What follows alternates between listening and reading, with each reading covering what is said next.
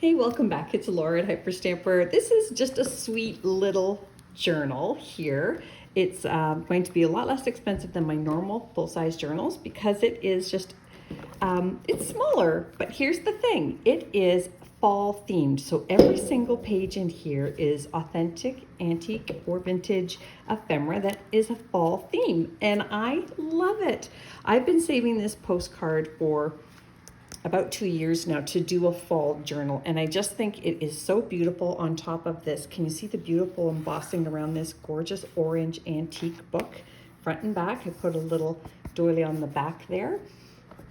Now, before I put it in my Etsy shop, I'll just remind all of my customers that I'm not using a postal system for deliveries. I'm using courier, so this will get to you safe and sound. And no tariffs. If you're an American, you won't be charged any tariffs on this either. So let's dive in and take a little tour through this beautiful autumn themed journal, starting with this impeccable postcard, this antique postcard from the night, obviously from the 1920s. Just look at her outfit. That is a gorgeous frock, and it's a stunning, the leaves blowing, this beautiful blue dress. I love it. And there is a beautiful, it is not English, but a beautiful letter here. And it's been sent to New York City from Valenza. I just love it so much. It's stunning. And even these little photo corners here are from the 1940s. They are gold, and they probably would have cost a bit of money back in the day, but I was able to get these in an antique shop. So I'm just thrilled with that. I've made some antique paper into leaves using a little die cut. And this is from the 1950s here, this gorgeous little fall color photo. And then this is from 1927, and it's sort of to go in the theme with the fall fashion there. This came from a fall 1920s catalog. And then we have to have maple in the fall, right? So this is Maple Grove Dairy from Stacy's Stash. And then this is early 1900s. We've got this gentleman here doing the fall harvest. And then here again is the fall harvest of apples. That's an apple orchard there from the early 1900s. And this sweet little vintage children's book page here, this little girl out in the fall under a tree with her doll. That rhymes. I'm a poet and I didn't even know I was it. This is just a really good page for extra journaling space of an antique book. And I love this children's book page here.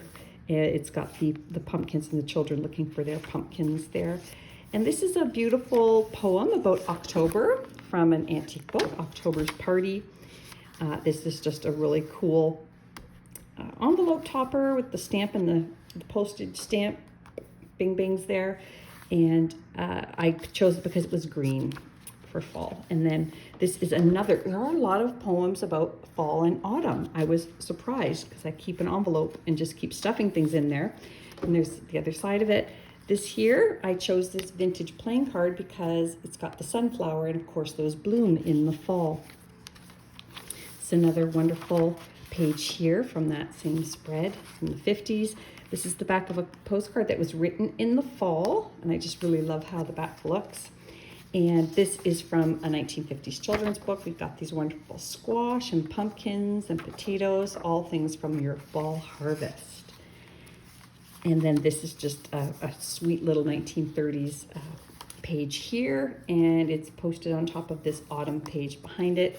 And then this, I had to make myself a little note because it's so old and I didn't want to forget the year it was made. It's called The Scarecrow Robins from 1884, as you can see.